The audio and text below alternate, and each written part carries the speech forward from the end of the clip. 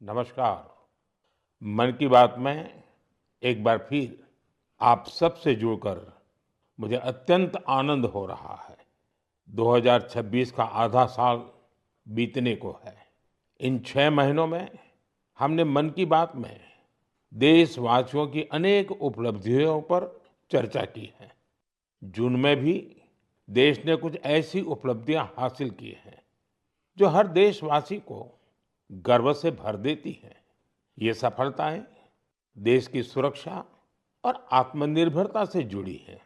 हाल ही में मुझे कोलकाता में नौसेना से जुड़े एक कार्यक्रम में शामिल होने का अवसर मिला। वहां आईएनएस दूनागिरी, आईएनएस संशोधक और आईएनएस अग्रय को भारतीय नौसेना के बेड़े में शामिल किया गया। इन शिप्स की डिजाइन और मैन्युफैक्चरिंग तक सब कुछ स्वदेशी है।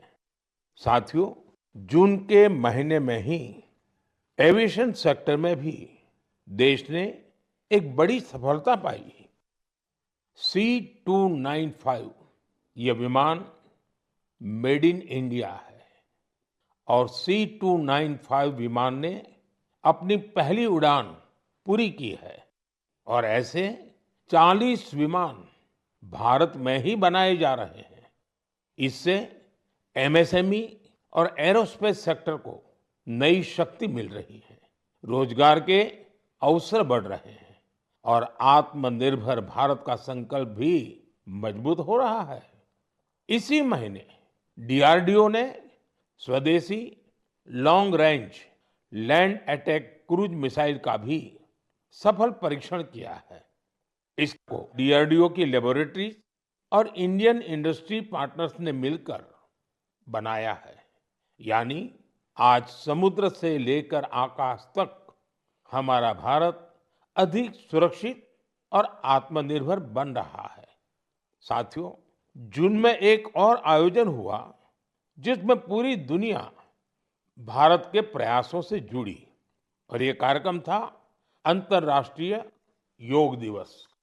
इस बार दुनिया के 2500 से अधिक स्थानों पर योग के अनेक विविध कार्यक्रम हुए।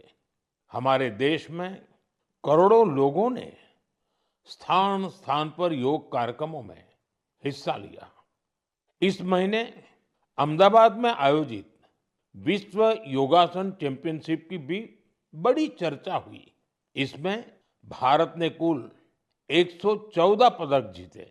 इनमें 102 गोल्ड मेडल भी शामिल है।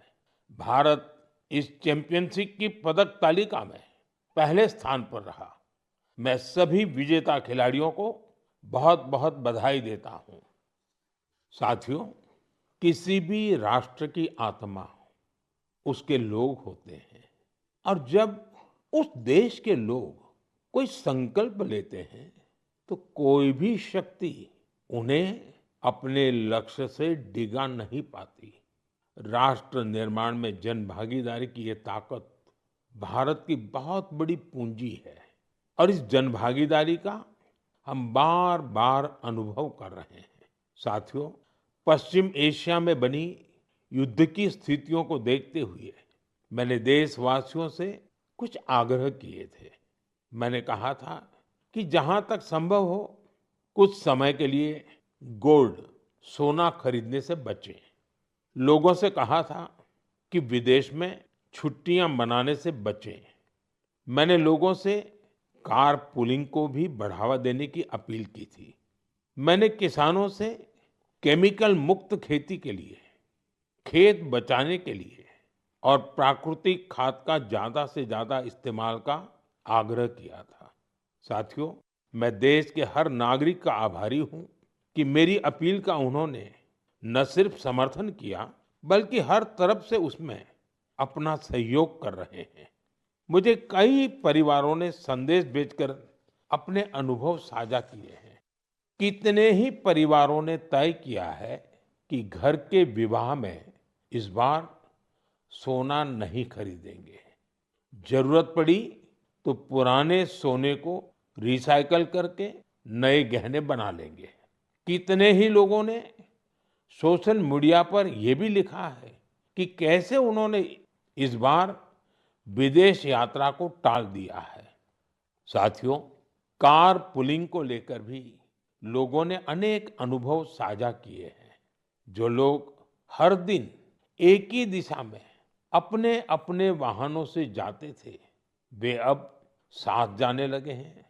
लोग हर संभव बस और मेट्रो का उपयोग कर रहे हैं। इससे पेट्रोल और डीजल की बचत हो रही है। इसी तरह देश के अलग-अलग हिस्सों में प्राकृतिक खाद की खपत बढ़ने की भी खबरें आ रही हैं। साथियों, मुझे इस बात की खुशी है कि इस ग्लोबल क्राइसिस का हम भारतीय मिलकर मुकाबला कर रहे हैं। मुझे विश्वास है जन भागीदारी की यही शक्ति हमें मजबूती देगी, हमें सफल बनाएगी। मेरे प्यारे देशवासियों, हमारे देश में जन्मदिन, शादी ब्याह, पारिवारिक कार्यक्रम होने के साथ ही पूरे समाज का भी उत्सव होता है। हर परिवार चाहता है कि उसकी खुशियां दूसरे के साथ भी साझा हो। लोग मेहमानों को उपहार भी देते हैं। साथियों, महाराष्ट्र के नांदेड़ में एक परिवार ने अपनी खुशियां बांटने के लिए ऐसा काम किया है जो चर्चा का विषय बन गया है। यहाँ नांदेड़ के बहादुरपुरा गांव में पेटकर परिवार रहता है। इस परिवार ने सोचा कि अगर खुशी बांटनी ही है तो ऐसी चीज दी जाए जो मुश्किल समय में किसी परिवार का सहारा बने। अपने घर में विवाह के अवसर पर इस परिवार ने गांव के लगभग 3,500 लोगों के लिए दुर्घटना बीमा की व्यवस्था की। हर व्यक्ति को 1 लाख रुपए का बीमा कवर दिया गया। इस पहल के पीछे की भावना बहुत स्पर्श करने वाली है।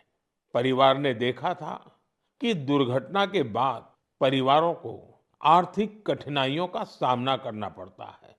ऐसे समय में एक छोटी सी सहायता भी बहुत बड़ा संबल बन जाती है।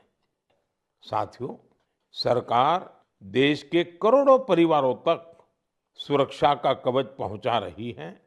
प्रधानमंत्री सुरक्षा बीमा योजना के तहत केवल 20 रुपए के सालाना प्रीमियम, यानी केवल 1 साल के 20 रुपये का प्रीमियम, उस पर 2 लाख रुपए तक का दुर्घटना बीमा मिलता है। अब तक इस योजना से 58 करोड़ से अधिक लोग जुड़ चुके हैं। इनमें करीब 28 करोड़ हमारी माताएं, बहनें, बेटियां हैं, महिलाएं हैं। इस योजना से पीड़ित परिवारों को अब तक जो हिसाब मिला है, 3,700 करोड़ रुपए से अधिक की सहायता मिल चुकी है। साथियों, उसी प्रकार से प्रधानमंत्री जीवन ज्योति बीमा योजना भी उतनी ही अहम है।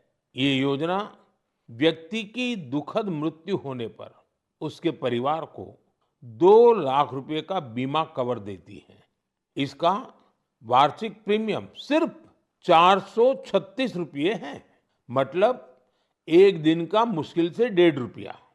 इस योजना से अब तक 27 करोड़ से अधिक लोग जुड़े हैं। इसके तहत देश के करीब 11 लाख परिवारों को करीब 22,000 करोड़ रुपए की सहायता मिल चुकी है। ये आंकड़े बहुत बड़े हैं। इन आंकड़ों के पीछे लाखों परिवारों की अपनी अपनी कहानी है। कहीं किसी माँ को बच्चों की पढ़ाई जारी रखने में सहायता मिल गई, कहीं किसी पत्नी को घर की जिम्मेदारियां संभालने का सहारा मिल गया। साथियों, कई बार बहुत बड़ी सुरक्षा की शुरुआत बहुत छोटी राशि और एक छोटे से कदम से हो सकती है। छोटा सा भी निर्णय बहुत बड़ा बदलाव करता है। मेरा आप सभी से आग्रह है कि अपने परिवार में इन योजनाओं की जानकारी जरूर साझा करें।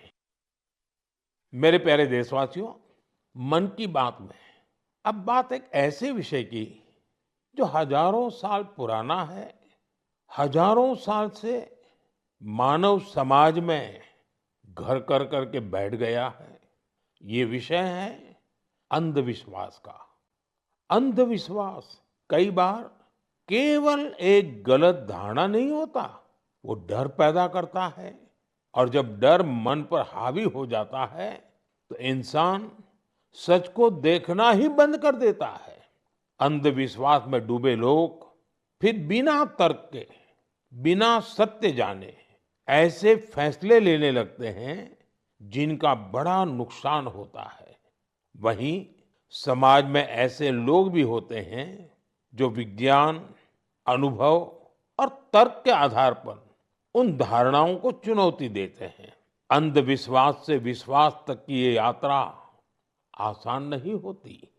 और आज मैं ऐसी ही एक सफल यात्रा के बारे में आपको जरूर बताना चाहता हूं।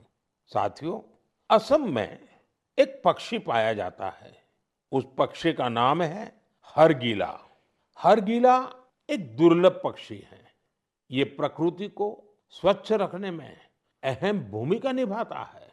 लेकिन असम के कुछ इलाकों में लंबे समय तक इसे अशुभ माना जाता था। लोग इसे अपने आसपास देखना पसंद नहीं करते थे। कई बार उन पेड़ों को भी काट दिया जाता था जिन पर हर गिला के घोंसले बने होते थे। सोचिए, एक ऐसा पक्षी जो पर्यावरण की सफाई में मदद करता है, वही हर गिला लोगों के डर का शिकार बन गया था। इसी दौरान जीव वैज्ञानिक पूर्णिमा देवी बर्मन ने ये सब देखा। उन्होंने लोगों के मन में बैठी गलत धारणा को बदलने का संकल्प लिया। उन्होंने महिलाओं से बात की। उन्होंने लोगों को विज्ञान के आधार पर समझाया। धीरे धीरे महिलाएं इस अभियान से जुड़ने लगी। फिर एक बड़ा बदलाव शुरू हुआ। जिस पक्षी को कभी अशुभ मानकर भगाया जाता था, वही गांवों की पहचान बनने लगा। हजारों ग्रामीण महिलाएं हरगिला को बचाने के लिए आगे आई। आज उन्हें हरगिला आर्मी के नाम से जाना जाता है। इन महिलाओं ने समाज के साथ संघर्ष भी किया। समाज को समझाने के लिए दिन रात काम किया और अंधविश्वास को पीछे छोड़ करके रहे। उन्होंने दिखाया है, जब सही जानकारी पहुंचाई जाती है तो वर्षों पुरानी सोच भी बदल सकती है। साथियों, मैं अक्सर कहता हूं, जो खेलता है वो खिलता है। आज देश में ऐसे युवाओं की संख्या बहुत तेजी से बढ़ रही है जो खेल भी रहे हैं और खिल भी रहे हैं। पहले की तुलना में अब कहीं अधिक युवा खेलों को कैरियर के रूप में अपना रहे हैं। मुझे नागालैंड के दो ऐसे प्रयासों के बारे में जानकारी मिली है जो बहुत दिलचस्प है। पहला प्रयास है नागालैंड बेबी लीग। नाम सुनकर आपको जरूर लगता होगा कि ये बहुत छोटे बच्चों की कोई साधारण लीग होगी, लेकिन ऐसा नहीं है। ये 5 से 10, 12 साल की आयु के छोटे छोटे बच्चे, फूल जैसे बच्चों की एक असाधारण लीग है। और इन बच्चों के फुटबॉल खिलाड़ियों की एक ऐसी लीग है जो उनकी रफ्तार को और प्रतिभा के लिए उनको प्रेरित भी करती है और उनकी पहचान भी बनाती है। इसकी शुरुआत नागालैंड के अधिक से अधिक बच्चों को फुटबॉल से जोड़ने के लिए हुई थी। 5 से 12 वर्ष तक के लड़के और लड़कियां इसमें हिस्सा ले सकते हैं। ये लीग अब अपने 3 वर्ष पूरे कर चुकी है। इस लीग का बच्चों के मन पर बहुत अच्छा प्रभाव पड़ा है। साथियों, नागालैंड में एक और अच्छा प्रयास हो रहा है। इसका नाम है नागालैंड विमेन फुटसल लीग। हो सकता है आपके लिए ये फुटसल एक नया नाम होगा।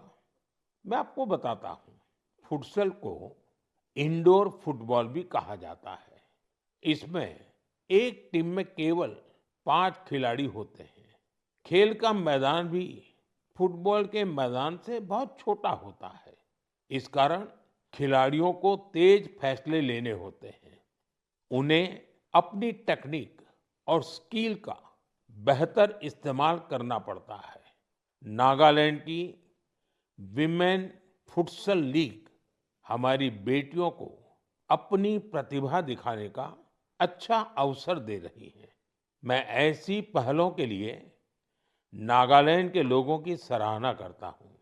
ऐसे प्रयास देश के दूसरे हिस्सों को भी प्रेरणा देते हैं। साथियों, ये टेक्नोलॉजी का युग है। हर दिन नई रिसर्च हो रही है, नए नए एआई इनोवेशन सामने आ रहे हैं।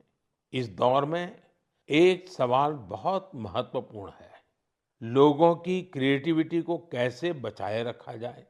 नई टेक्नोलॉजी के साथ आगे बढ़ते हुए हम अपनी जड़ों से कैसे जुड़े रहें, इन सवालों का समाधान खोजा है नालंदा विश्वविद्यालय ने।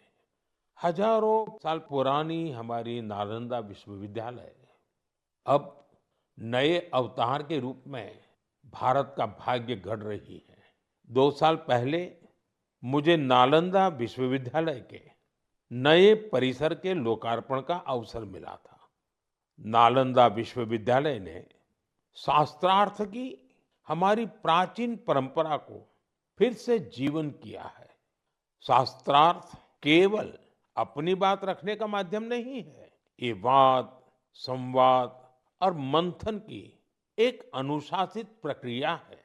इसमें तर्क के साथ, तथ्य के साथ अपनी बात कहना बहुत जरूरी होता है और उसमें आपकी महारत होनी चाहिए। दूसरों के विचारों को धैर्य से सुनने और समझने की सीख भी इस शास्त्रार्थ की प्रक्रिया से मिलती है। मुझे खुशी है कि नालंदा विश्वविद्यालय ने इसे अपने दीक्षांत समारोह का हिस्सा बनाया। इसमें भाग लेने वाले करीब आधे स्टूडेंट्स अन्य देशों से आए थे। एक प्राचीन परंपरा को आज के समय से जोड़ने का ये प्रयास बहुत सराहनीय है। मैं इसके लिए नालंदा विश्वविद्यालय को बहुत बहुत बधाई देता हूँ। मैं देश के दूसरे विश्वविद्यालयों से भी आग्रह करूंगा कि वे ऐसी पहल पर विचार करें। साथियों, जड़ों से जुड़े रहकर युवाओं को नई टेक्नोलॉजी के लिए तैयार करने का एक और अच्छा प्रयास हो रहा है। दिल्ली में स्थित central Sanskrit university artificial intelligence और डेटा साइंस में बीटेक प्रोग्राम शुरू करने जा रही है। ये आधुनिक टेक्नोलॉजी को भारत के पारंपरिक ज्ञान से जोड़ने की दिशा में एक महत्वपूर्ण कदम है। इससे भारतीय भाषाओं के लिए नए एआई टूल्स तैयार करने में मदद मिलेगी। हमारे प्राचीन ग्रंथों और पांडुलिपियों को डिजिटल रूप में संरक्षित करने के काम को भी नई गति मिलेगी। मैं सेंट्रल संस्कृत यूनिवर्सिटी को इस प्रयास के लिए बहुत बहुत शुभकामनाएं देता हूं। साथियों, आज भारतीय संस्कृति दुनिया के अलग अलग हिस्सों तक पहुंच रही है। हमारे गीत, संगीत और आध्यात्म को दुनिया भर के लोग जान रहे हैं और अपना रहे हैं। भारत से हजारों किलोमीटर दूर कैरिबियन सागर में डोमिनिकन रिपब्लिक नाम का एक देश है। वहां भारतीयों की संख्या करीब 100 है, शायद उससे भी कम होगी। इसके बावजूद भारतीय संस्कृति और आध्यात्म से जुड़ा एक बहुत अच्छा प्रयास वहां हो रहा है। वहां स्पेनिश बोलने वाले कुछ लोगों ने एक टीम बनाई है। इस टीम का नाम है ब्रह्म कमल डोमिनिकाना। टीम के सदस्य मिलकर वैदिक साहित्य का अध्ययन करते हैं। वे वैदिक मंत्रों का उच्चारण भी सीख रहे हैं। उन्हें इसकी कोई फॉर्मल ट्रेनिंग नहीं मिली है, लेकिन उन्होंने ऑडियो रिकॉर्डिंग सुनकर वैदिक मंत्रों का सही उच्चारण सीखा है। आज वे कई मंत्रों का बहुत अच्छे से जाप कर लेते हैं। इनमें पुरुष सूक्तम, श्री सूक्तम, श्री रुद्रम, दुर्गा सूक्तम और देवी महात्म्य शामिल है। भारत से इतनी दूर रहकर हमारी परंपराओं को सीखने का उनका ये प्रयास बहुत प्रेरक है। मैं ब्रह्म कमल डोमिनिकाना वहाँ के सभी सदस्यों को उनके प्रयासों के लिए शुभकामनाएं देता हूँ। मैं ऐसे सभी लोगों की हृदय से सराहना करता हूँ जो भारतीय संस्कृति को दुनिया भर में लोकप्रिय बनाने के लिए निरंतर प्रयास कर रहे हैं। मेरे प्यारे देशवासियों, मेघालय की पहचान बादलों से है, खूबसूरत नज़ारों से है। जो मेघालय जाता है उसे वहाँ के लोगों का अपनापन भी लंबे समय तक याद रहता है। लेकिन मेघालय की एक और विशेषता है जिसकी मैं आज मन की बात में आपसे चर्चा करना चाहता हूँ। ये है मेघालय के रूट ब्रिज।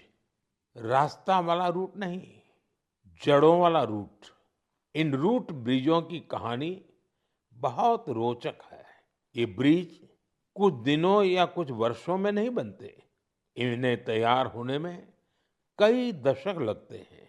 रबर के पेड़ों की जड़ों को धीरे धीरे दिशा दी जाती है। इन जड़ों को जलधाराओं के पार ले जाया जाता है। समय के साथ वही जड़ें एक मजबूत ब्रिज का रूप ले लेती हैं। इन ब्रिजों की एक और विशेषता है, ये जीवित ब्रिज है।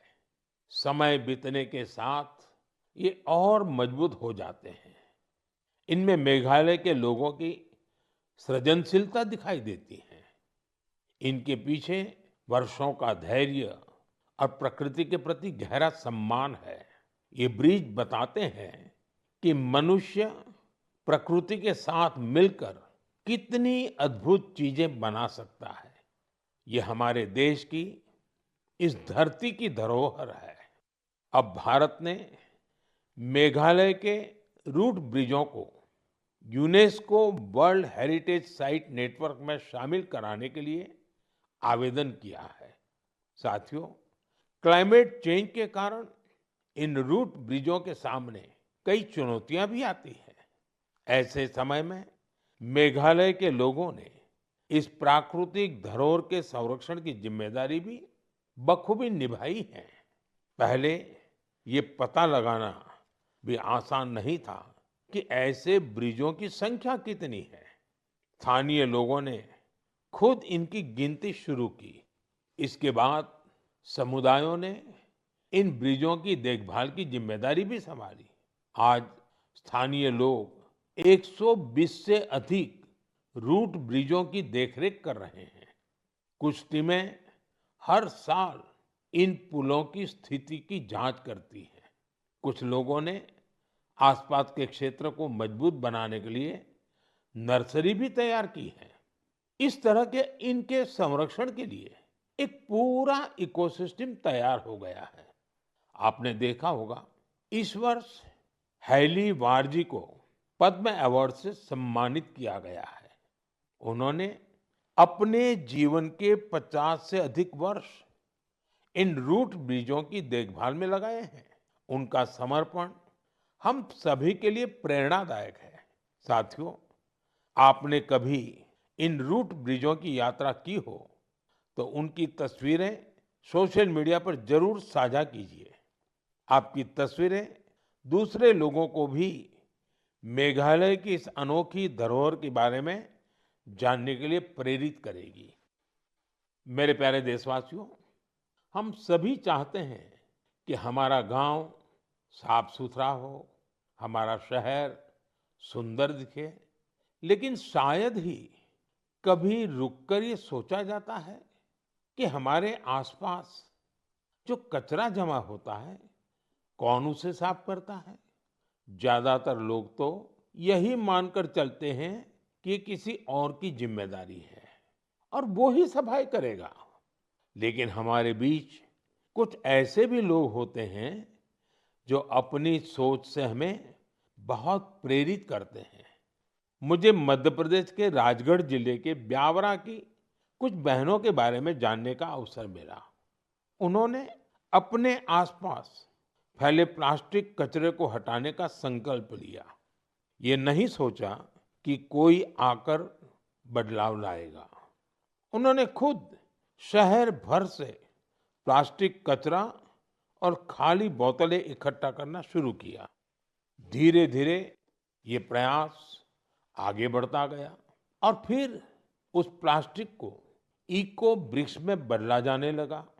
आज इन्हीं इको ब्रिक्स का उपयोग सार्वजनिक स्थानों को सुंदर बनाने में किया जा रहा है।